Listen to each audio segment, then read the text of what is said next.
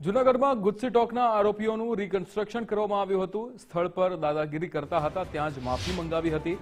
બંગલા ગેંગના ગુજસી ટોકના 3 આરોપીઓ ફરાર થયા હતા.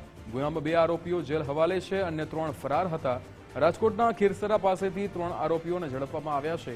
ભાવિન ભટ્ટ, નિલેશ ભટ્ટ, જાદવ ઉર્ફે લાખાહુણ આરોપી. કોર્ટ આરોપીઓના 5 દિવસના રિમાન્ડ મંજૂર કર્યા હતા. ત્યારે ચુસ્ત પોલીસ બંદોબસ્ત વચ્ચે રિકન્સ્ટ્રક્શન કરવામાં આવ્યું હતું.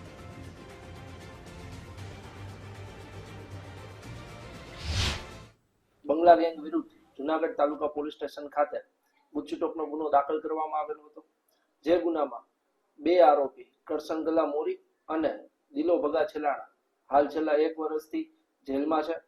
આ અન્વયે જે 3 આરોપીઓ બાકી છે, ભાવિન ખોડા ભટ્ટ, નિલેશ ખોડા ભટ્ટ તથા જાદવ ઉર્ફે લાખો સાંગા હું, જે 3 આરોપીઓ છેલ્લા 9 મહિનાથી અલગ અલગ જગ્યાએ નાસ્તા ફરતા હોય, જે અન્વયે જૂનાગઢ ગ્રામ્ય ડિવિઝન ડીવાયએસપી દ્વારા તેઓનું ફરારી જાહેરનામું બહાર પાડવામાં આવેલ અને તેઓને મિલકત જપ્તીની પણ કાર્યવાહી હાથ ધરવામાં આવેલ હતી.